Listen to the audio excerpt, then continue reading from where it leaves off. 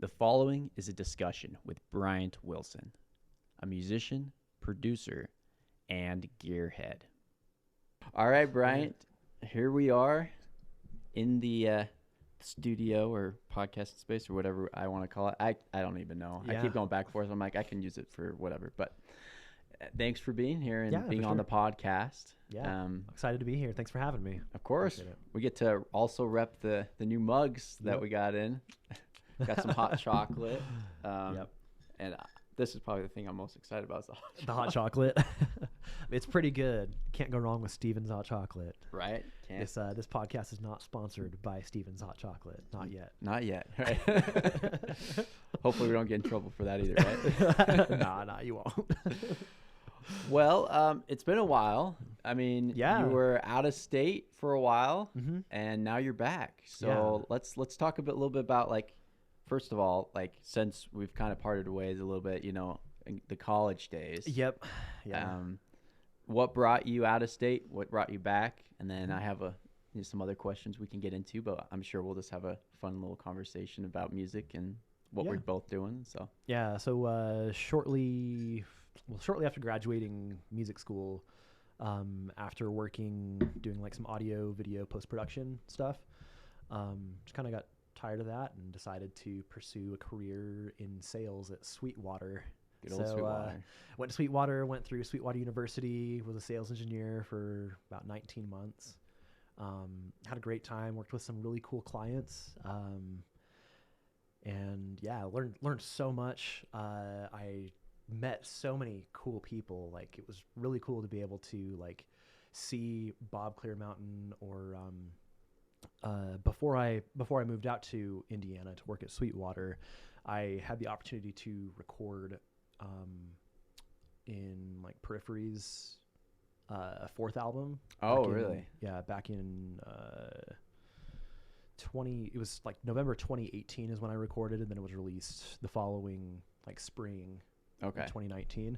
But so I was just a session vocalist for, like, the background vocals or choir, gang vocals, whatever you want to call it. Yeah. And anyway, finally got to actually meet Misha Mansour and Matt Halpern while I was at Sweetwater. It was really cool. Wow. Came to Sweetwater and, like, demoed Get Good Drums, and it was like 7:30 a.m. We got this morning meeting, and it starts, lights turn on, and Misha Mansour and Matt Halpern are up there playing this prog metal. It's like so freaking sick, you know? Yeah, that's really awesome. That was a really cool thing. There were also some really, really boring meetings that we had to sit through. But I'm sure, yeah.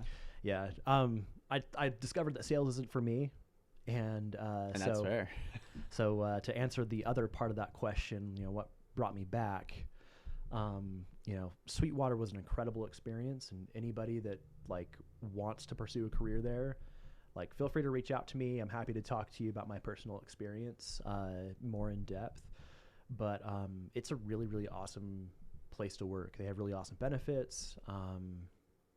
Sales is kind of like, at least from what I saw, if you're not an executive, like, sales is like the top type of a position to be in there, which I guess that's how most corporations operate. Yeah, I would say that makes sense. Yeah. They're the ones that bring in the money, right? So. Yeah, exactly. Like, it was so cool being in that space because, even though there were at the time just over 700 sales engineers, you'd think, oh, you can't all be like musicians or audio people, but no, every single sales engineer has prior experience or has gone to, like, school and has a degree in music or audio. But usually it's a combination of either a lot of experience or a combination of experience and a degree. Yeah.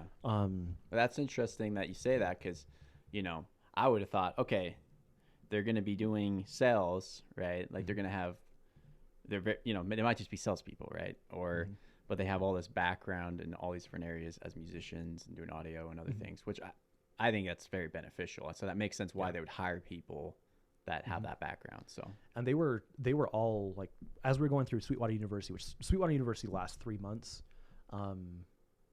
If you're curious about what that is like, you can just reach out to one of the HR recruiters there and talk to them probably. But as you're going through Sweetwater University, there's classes to teach you how to sell and stuff. And so like, it's not, they don't like set you up for failure, you know. Like I was pretty successful, and I mean I was working hard. Yeah. You got to be making like 80 to 100 calls a day, and towards the end of my time there, it just was pretty difficult for me to do due to some like other circumstances that were going on at the time. But like seriously, the type of people that you're around every single day, really high caliber people. The musicians that are around there are insane.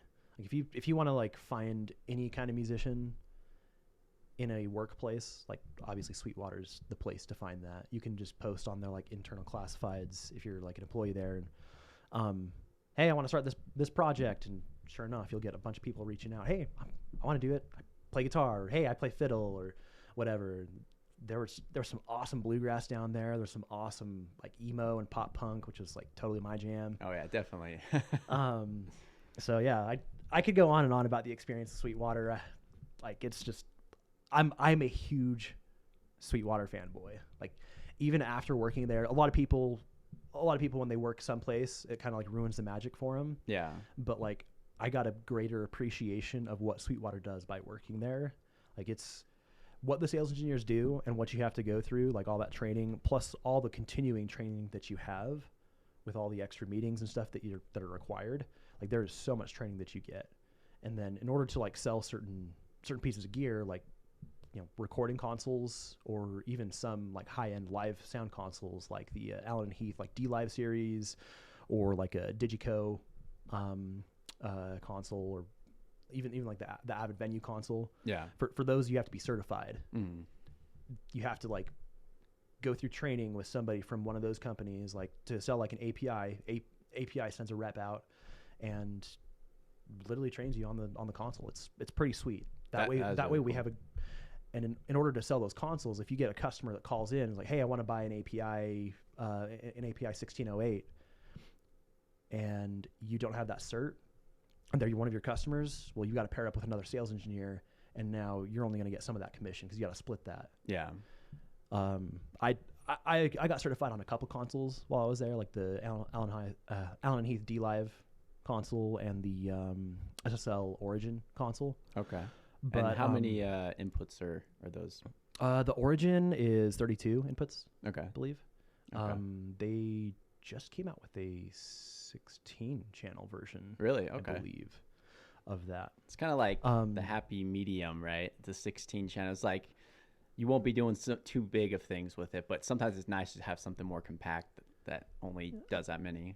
It all depends on the needs of your studio. Yeah, for sure. And what you're doing. So, you know, 16 channels for one studio would be great, whereas 16 channels for another studio is not going to be enough. Yeah.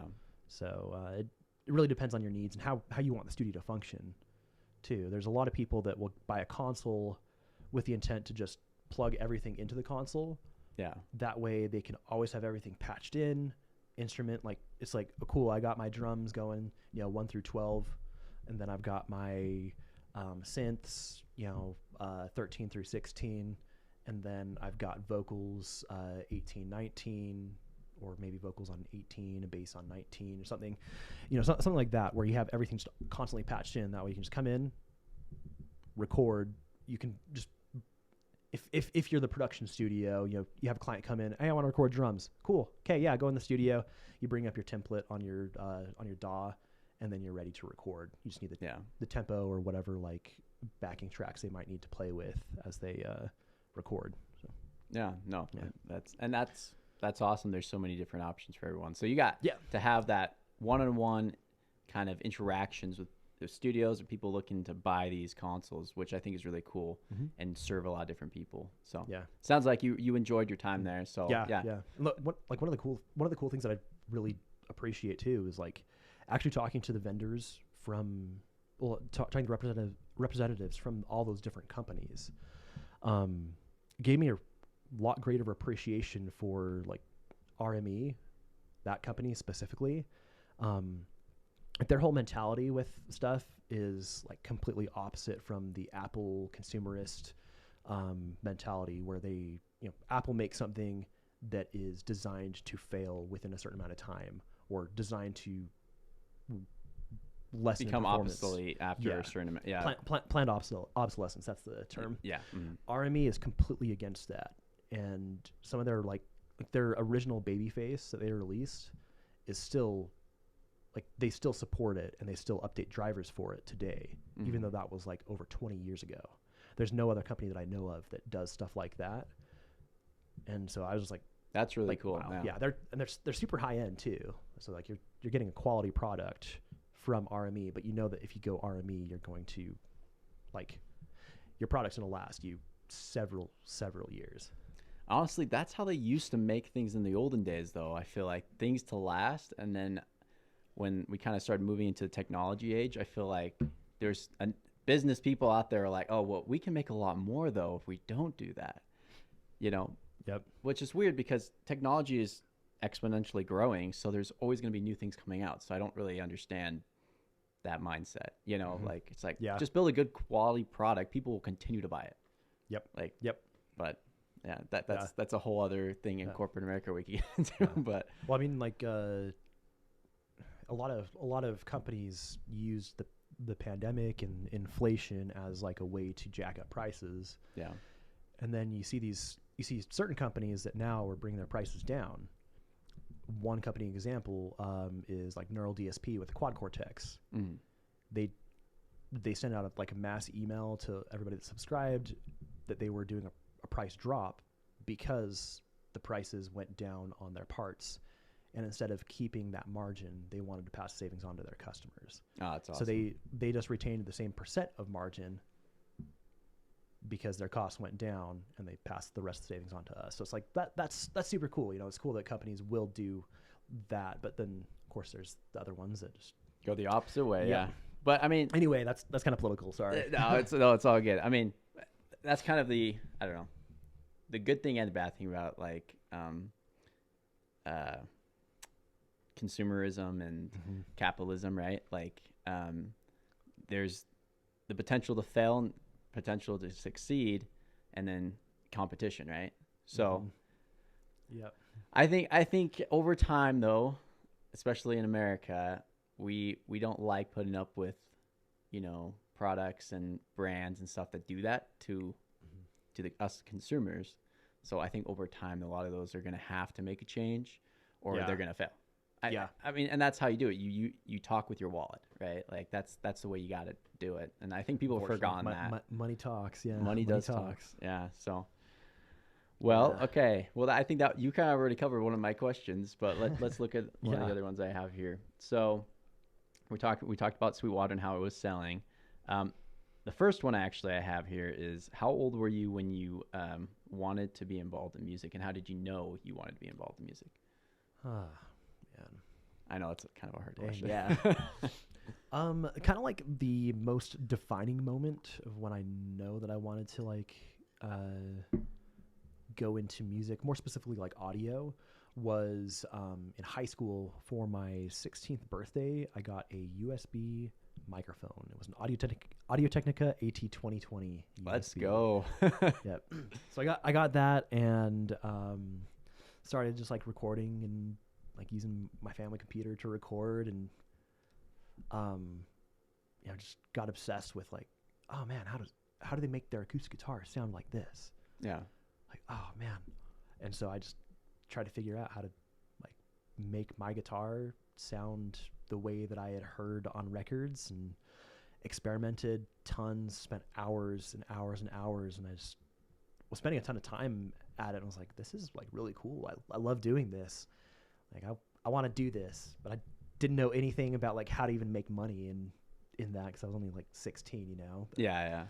It was just more like a passion that grew, and then now here we are. I've been involved with music since I was like really young though. Like my mom put me in like I think I was like 3 or 4. My mom had me in a children's choir. And then like at 8 I started piano lessons. At 12 I quit piano lessons. sounds very typical for a 12-year-old, right?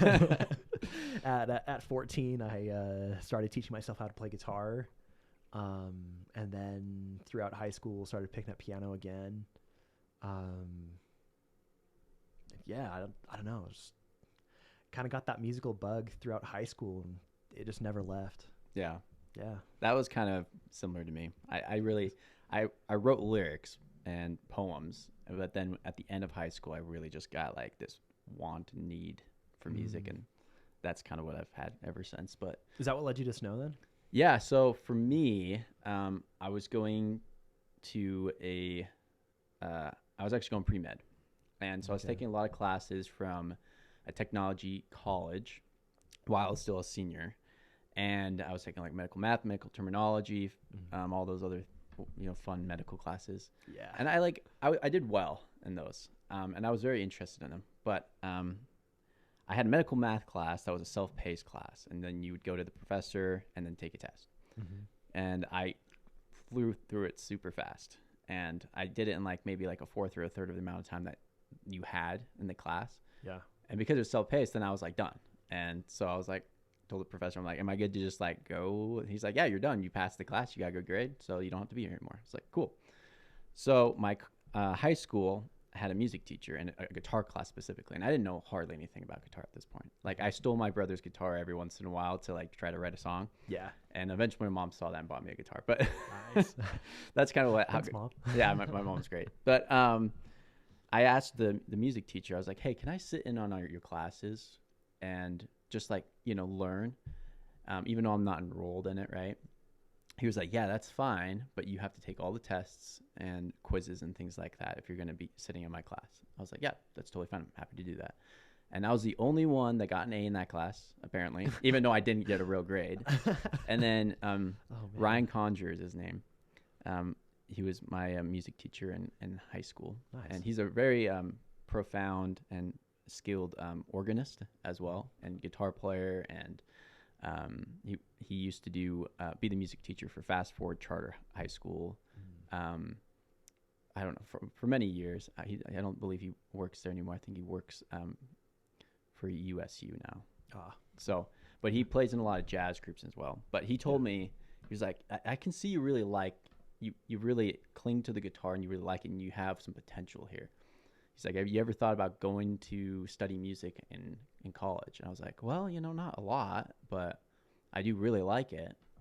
He's like, well, I would recommend you checking out the Snow College program because I think you would do well there, and they have an excellent music program. So, I think you should give it a shot, And so then I started looking into it. I had a couple friends going to Snow, and I visited them to check out campus. Kind of the rest is history, and I decided to go there. So that's cool, man. That's cool. I'm glad that brought us together, I guess. Yeah, no, it's honestly, I've met a lot of really cool musicians, artists, just people involved in the music industry, and just even people that I met in college in general from my time at Snow College. Well, anytime I talk to somebody outside of like the Snow College network about like music people like in the local scene, yeah, because I'm like trying to find players to play with or something like that, it's always like, oh, do you know this person? Like, yeah, I know them. I went to Snow College with them. I'm like, oh yeah, I forgot there was part of the Snow College crew. There's like so many of us up now. They're like saturating the scene. It's true. It's great though. It is awesome. I think it's so freaking cool. I think it's a testament to the program that they have, and some of the professors there that really push their students. Yeah. I have some friends also in the UVU music program. I hear that program's pretty good. Yeah, I've heard mixed reviews. Some of the people really like it. Some of them not as much. I've had friends go to both. I wouldn't say one is better than the other because I just know my experience. I think Snow College was a better experience for me. Yeah, it sounds like there's more opportunities, even though it's kind of secluded in a weird area in Ephraim. But like, from what I've been told, it's easier to work with the faculty to get things like to happen. I've heard it's a little hard to do that with kind of the environment at USU. It's a bigger, Yeah, more bureaucracy probably. Yeah. So the thing with any music degree, no matter where you go, your degree is not really, the degree itself, in my opinion, is like really not that beneficial. Like the skills and stuff that I really learned, like really like helped me and like cultivate like skills and stuff and like grow the most was stuff that I did in addition to the degree. Yeah, I learned a lot from the degree. Don't get me wrong. Like I do value my degree, but like the biggest thing that I got out of my degree was really like a network. Yeah. But then also Snow College had like assets and stuff that I didn't have myself. And so by going there, I got access to those, which allowed me to do that extra work. So like, if you're ever thinking of going to music school, like, don't just do the coursework. You got to be that annoying guy that just like, if you want to do audio and like a music degree like I did, go and like become the audio expert. Like, be the audio expert at your school. Yeah. Become annoying.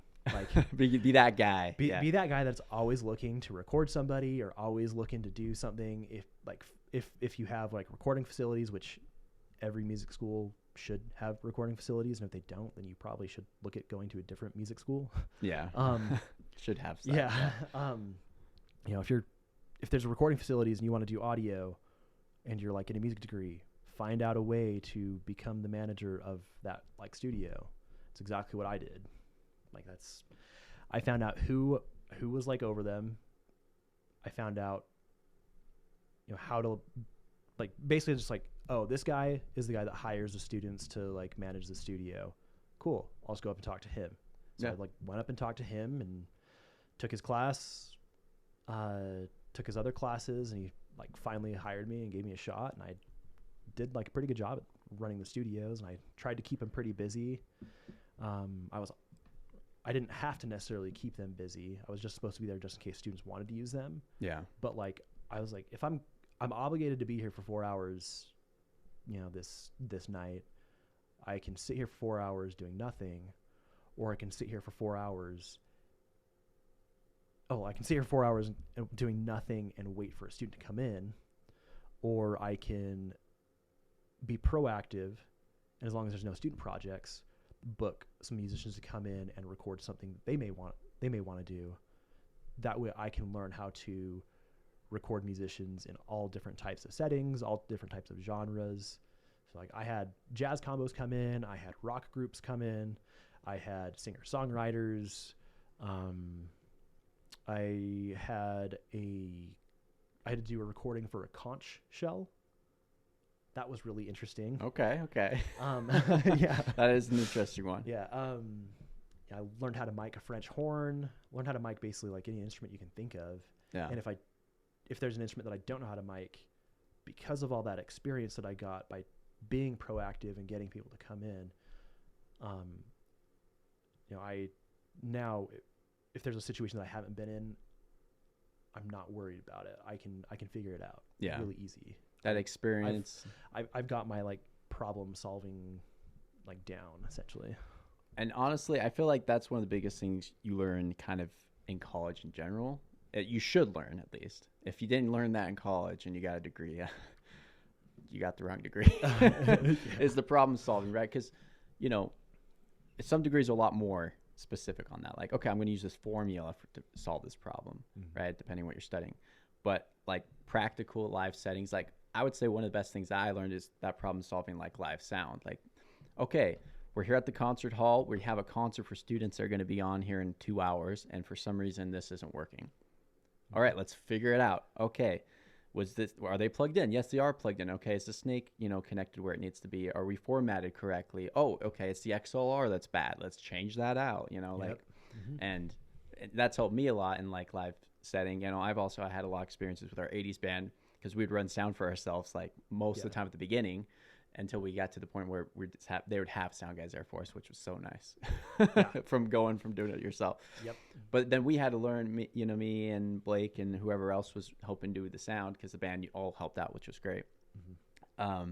What we needed to do to fix things. And you'd run into so many weird issues, especially when we're going to try to bring tracks in now, or we're going to have more inputs than we've ever had. We're going to use, there's all those issues. Just last night I had a show and I was trying some new things that I hadn't tried before.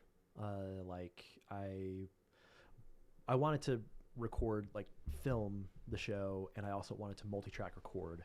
Yeah. And so our normal laptop that we use for recording, that we use for our tracks, I use for recording, and then use a different laptop for our tracks.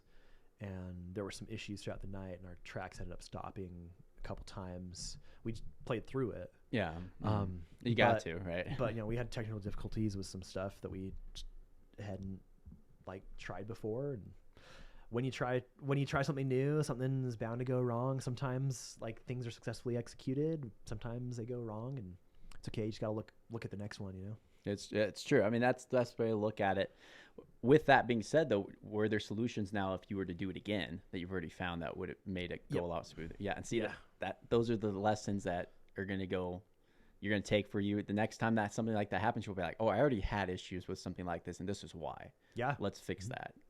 Whether it's your own band or you're running sound for another band or a live setting, even like a session or something.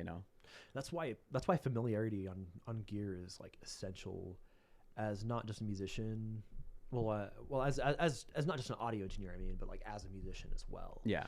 Like obviously as an audio engineer, you absolutely have to be familiar with your gear. But as a musician, be familiar with your own gear, but like you really should understand basic signal flow. Yeah. You should really understand how to troubleshoot not just your own gear, but how to troubleshoot a PA.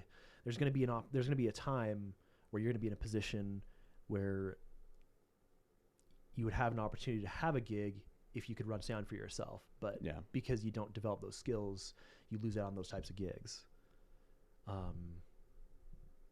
So those are like kind of the types of skills that I think that college should probably do a better job at teaching. Yeah, I mean, a lot of it is just down to experience, and I think putting yourself in those situations and kind of learning from burning yourself a little bit, like, because I remember the first couple gigs we had with Steel Badger or Summer of '89 where there were some things that like the sound did not sound very good. Like guitars were either way too quiet or way too loud, and it's like, oh, we could have fixed those things, and I mean, or your pedal's not working, and you're just like, well, screw this. So or you sometimes it's like the biggest thing for me is like one of the things that happened yesterday is we were like patching things in. One of the guitarists' guitars sounded really weird as he was playing, and we're like, what the heck? And we thought that it was like a issue with like our system or something. Yeah. But he just didn't have his correct patch loaded up. Oh, like, oh, dude, like, no, you got to check that, man. Yeah. But, well, I've had situations where you have like a violinist or someone like with a hookup or a pickup that you have on their instrument, and they're like, I have it turned up all the way. And then you go walk over there and they don't have it on. And you're just like, okay. Or they don't know if it needs phantom power or not, right? Like sometimes, if it's an instrument, like certain pickups, they do. Most of the time they do. But like, some don't. And that's nice to know. And if you ask them, they just blink at you. You're just like, okay, well, we'll figure it out.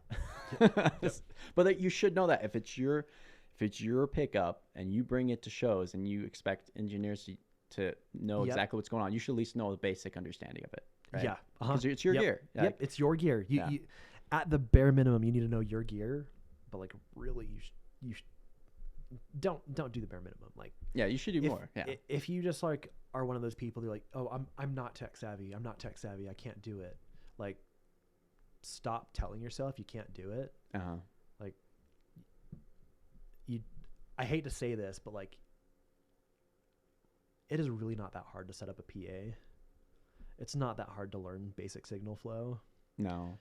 You just got to be willing to do it. Yeah. You have to be willing to just learn it. Some people it takes longer to learn. Yeah. Some people it comes early. It comes to like naturally, but it's not like signal flow is not a difficult concept. Patching things in is not a difficult thing to do. It's literally just, oh, this microphone. Okay, I want this microphone to go into this mixer in channel 1. Yeah. Okay, so I plug an XLR into this mic, and the other end of the XLR goes into channel 1 on the mixer. Yep. Wow, cool. So we got a mic plugged in now. Yeah. Yep. There you go. And honestly, so kind of what you're talking about, like everyone should know the basic knowledge of it, is kind of one of the reasons I started my other channel, The Musician's Gear, right? Mm-hmm.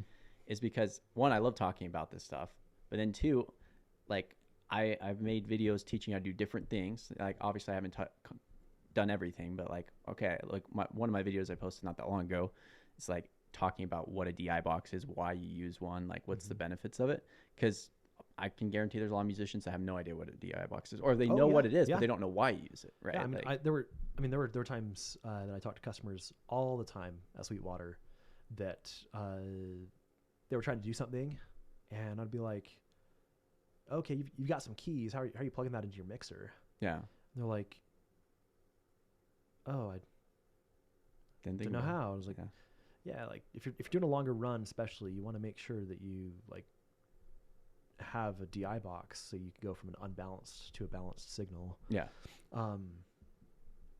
Anyway, yeah, there's a lot of people that don't even know that DI boxes exist. They're musicians. It was actually really surprising. Yeah, well, I think one of the things that I thought was interesting is I've heard people use, and this kind of a term that you hear depending on like kind of how they grew up with it, is stage boxes and the DI boxes. They would mix those up. Like, because a lot of times people will call a stage box a snake, or a snake a stage box, basically, right? But then obviously those are not the same thing, right? So it's like, one guy was like, yeah, do you have any stage boxes? I was like, okay, well, what do you need this for? And they explained it. I was like, no, you need a DI box.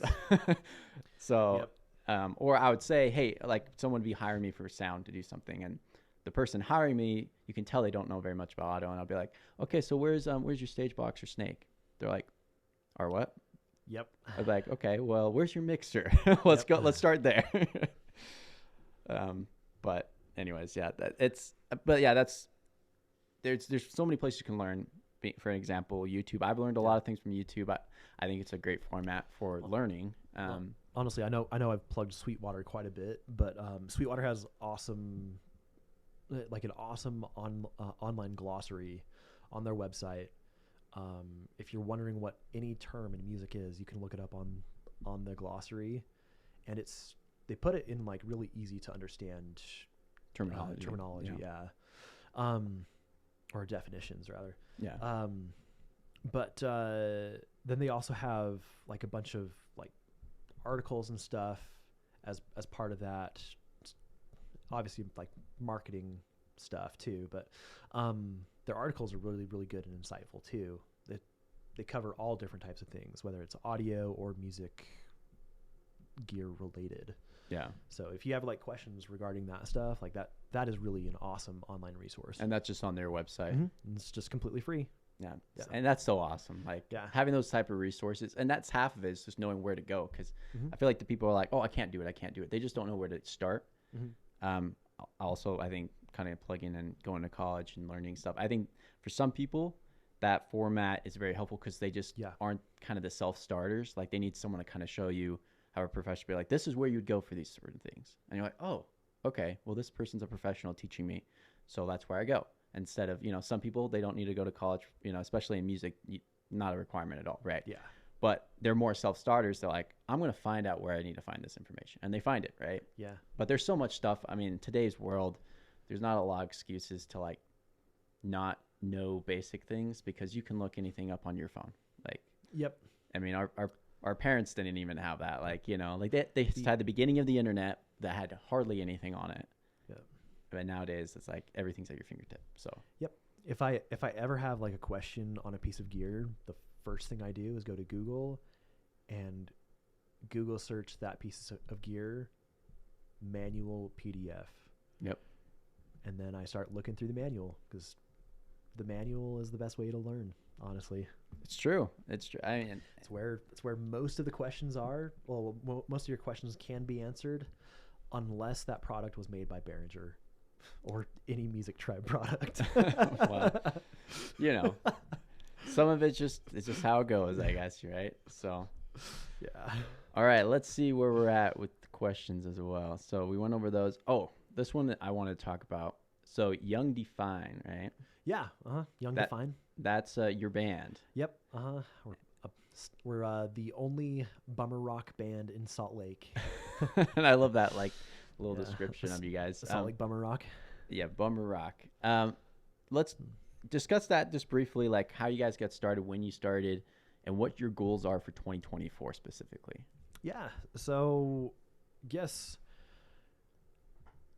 So I met Lee, the singer, in 2017 through our drummer Cody. I went to high school with our drummer,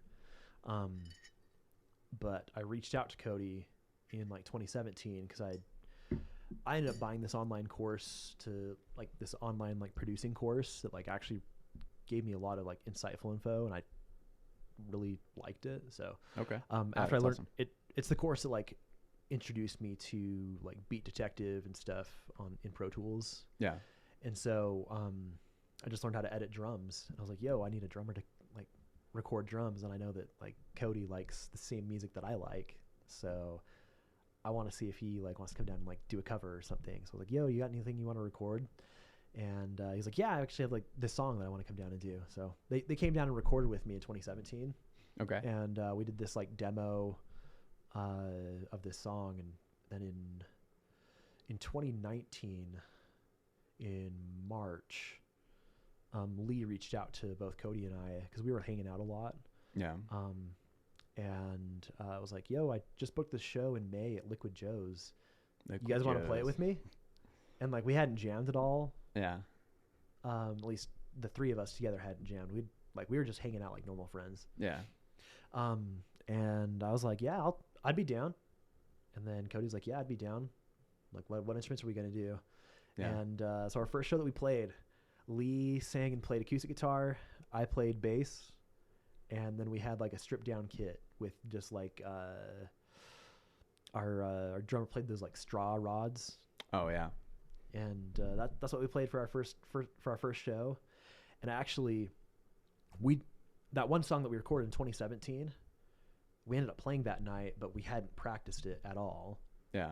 And the reason we played it is because we got done with like our 5 songs, which is how many they told us to do. And they're like, oh, dude, you guys can do another one. Oh, okay. And so we're like, yeah. And they're like, Bryant, do you know how to play this? And I was like, I'll figure it out. Yeah. And so just like live, I just figured it out on bass. Anyway, yeah. So then, so we really started in 2019. Okay. Officially. Our plans for 2024. So this past year we did like a really cool thing. We crowdfunded with a recording studio called Plaid Dog Recording. They're based out in Boston. Yeah. They have a really cool program where they essentially pair up with independent artists, and they help you crowdfund a record to do there. Yeah. They don't necessarily pay for like the crowdfunding doesn't necessarily pay for like the travel or like your perks and stuff, but it pays for like the studio time, mixing, mastering, and so it's a pretty cool opportunity. And we decided to give it a go, and we flew out there in July to record. Was it July? I don't remember when we went out. I think it was July. Okay. And we ended up recording a single out there first, and then we used that single to launch our crowdfunding campaign with them, and then we ended up raising enough to be able to do 3 more songs with them. So heck yeah. We're going to fly back out hopefully in April or May, get those 3 songs recorded, and then like really this year our big thing is like we're trying to keep a consistent show per month. Yeah. But we're not trying to just play Salt Lake every single month. Yeah. Don't oversaturate the area. Exactly. Yeah. So like we played Salt Lake this month. Next month we're playing up at Funk and Dive in Ogden. The next month in March at the end of the. Gosh, sorry, dude. I'm like super spacey today. No, you're good. That's what happens when you just start going. You know, yeah. At the end of March is when that gig is. We're back in Salt Lake at Piper Down. Okay. That's the first time we're playing Piper Down. We haven't played that bar yet. Yeah. But we just got added to a festival in July. Oh, sweet. Where at? I don't know. You know what it's called? I don't remember what it's called actually. Okay. Oh, actually, yeah, it's called the Power Chord Festival. Is that there's a guy, I think his name is Nate Baldwin, because I think it's Baldwin Guitars. Yeah. Let me look it up real quick. Yeah, go. I want to make sure I plug it correctly. No, you're good. Yeah. Baldwin Guitars. It is Baldwin Guitars that's putting it on. So Okay. Nate Baldwin at Baldwin Guitars is putting on this festival called the Power Chord Festival, and it's basically like a punk / emo, more centered, because those are the guitars that he makes. Yeah. He makes guitars that are targeted more towards the emo and punk type stuff. So, do you have one of his guitars by chance? I don't know. Well, it sounds like you gotta get one. Yeah, well, I'm specializes in your music, man. I'm a pretty big fan of the guitars that I have right now. Like my Reverend, I'm a huge fan of my Rev. Yeah. So pretty hard to move on from that. Fair. But But you never have enough, right? Exactly. With guitars are like spuddies from over the hedge. Yeah. Enough just is never enough. So true. So true. Yeah. Oh man. That's pretty cool though. It sounds like you guys got some plans, and we've been applying to a lot of festivals, and I think this is going to finally be the year that we actually make a website for our band. All right. Sweet. Yeah. So just trying to like really buckle down and get things going as much as we can. There's a lot of like other obligations that we have due to family and jobs and stuff. Yeah. So we're not like at a position where we're doing this full time. Hope that we can get to that position, but that would be awesome. Yeah. That's the dream, right? And no one starts at the top, right?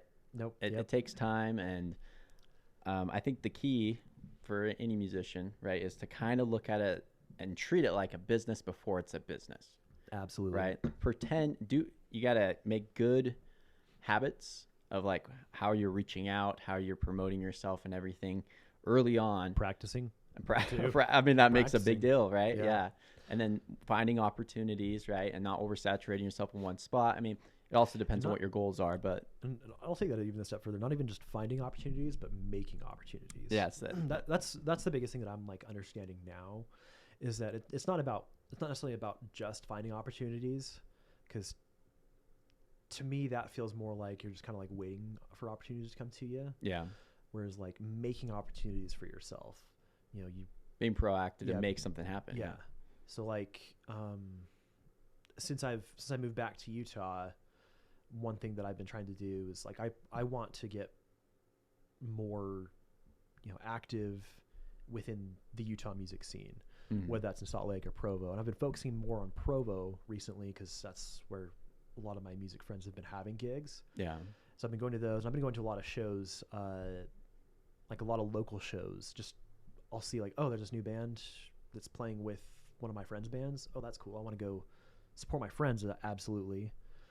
Or like we played a show with a band in October, September. We played a show with them in September, and then they were just a touring band. Yeah, they're from like Wyoming, but they ended up coming back through in November, and I saw they were coming back through, and I was like, okay, we're not playing the show with them, but I'm still gonna go to this show. Yeah, and it was really cool. There was a different touring band on the bill as well that was like really, really good, that I was pretty impressed with. It was from New Jersey.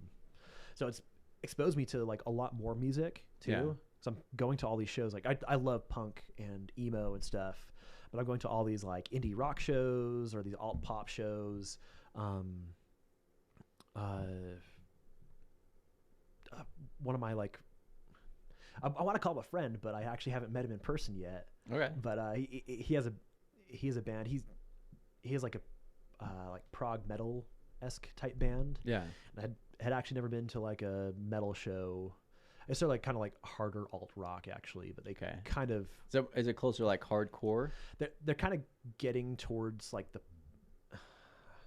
It's pretty heavily influenced by Periphery. It sounds like to me. Okay. If that makes sense. Yeah.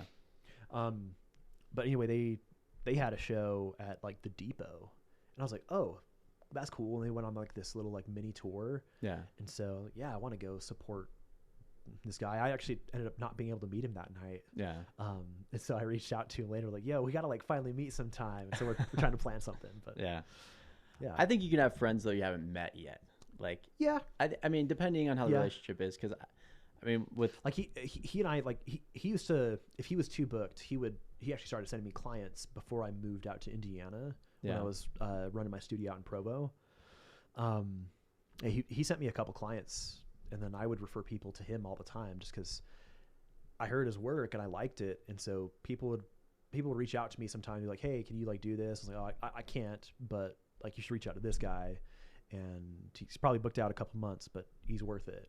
Yeah. And so they'd go with him. They're like, oh my gosh. And then there was sometimes where he would just get too booked, and he would be like, hey, no, like you can cut drums with this guy. He's like really good. And so I'd do that, and they would like my drums, but you know, he's like super, super talented guy. Like he's put in the work though. Yeah. You know? Well, putting in the work is important, and you can tell the people that do. Yeah. I mean, there's talent, but lazy talent you can beat with hard work. So and the people are talented that work hard. People can't touch those type of people. And you kind of, there's a little bit of jealousy sometimes. I see. Yeah. But because you know the hardworking people just can't catch up. You know, like But so sorry to get off on a tangent there, but I guess the original thought was no, you're good. No worries. I've been going to a bunch of like local shows and stuff, and mainly I'm trying to make more friends, honestly. Yeah. I want to be able to go somewhere, and then because I go to a lot of shows by myself. Yeah. And it's pretty lonely. I'm not gonna lie. So if you guys want to go to shows with me, hit me up. There you go. No, I'm just kidding.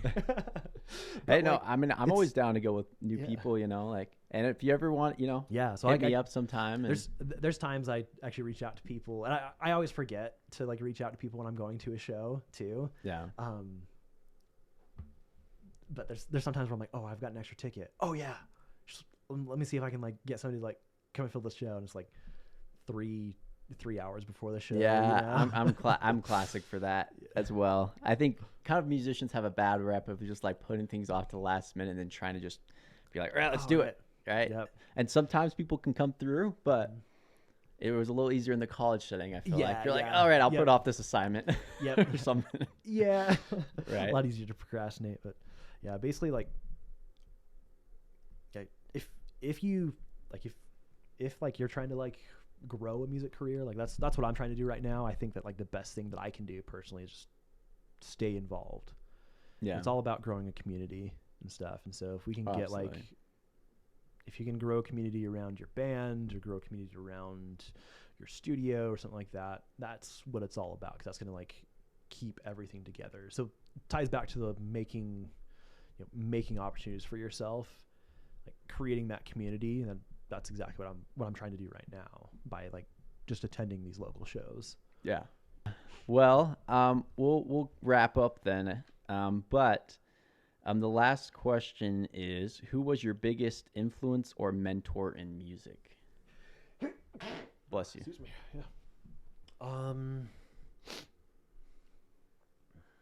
In music specifically? Yeah, to like influence, you know, your style and music, or it could even be recording, you know, just kind of however you'd like to explain that. Are we talking about like teacher mentor type thing? Or yeah, like I was thinking more of like influence type just thing? A mentor more specifically. Okay. Yeah. It's probably my voice teacher in college, Brian Stuckey. Like Stuckey's the man. It was really cool to have a teacher that was so supportive of me wanting to explore something that was so foreign to him.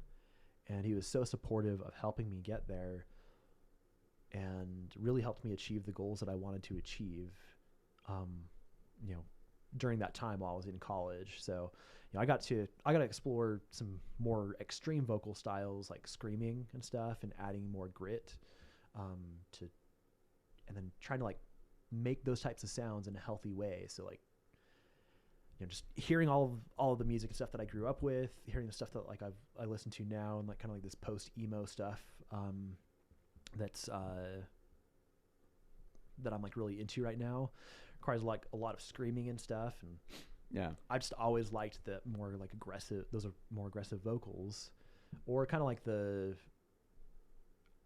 contrast between having like the soft vocals and then aggressive vocals and a little more together. Rough, like yeah. So Brian allowed me to really dive into that, helped me explore that in a healthy way so that I could scream and do those types of screams that I was wanting to do in a healthy way to not kill my voice. And like screaming's probably not always going to be healthy. Like there's going to be some sort of damage that probably happens, but I was, with him, I was able to basically, I can get through a gig now because of tools that I learned from him. Like it was so valuable, like my time with him. Like I want to take lessons still with him. I'm sure that I could, but I'm sure he probably still does private lessons. So. Time and money, man. Time and money. It's true. No, that's cool. So yeah, I'd say Brian Stuckey.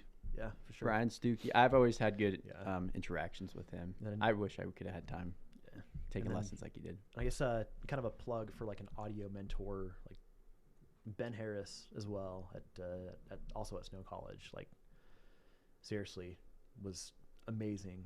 I learned so much from him. It was awesome. Well, that's awesome. I agree with both of those mentors. I know both of them too. So it's I 100% agree. So, but I had a little different experience with, some of them than you did. But all right. Well, Bryant, thank you so much for being on the podcast. We'll definitely have to do something again in the future for sure, because there's so much we can still talk about. Oh yeah. But yeah, well, cool. Yeah. Rock nice. on, man.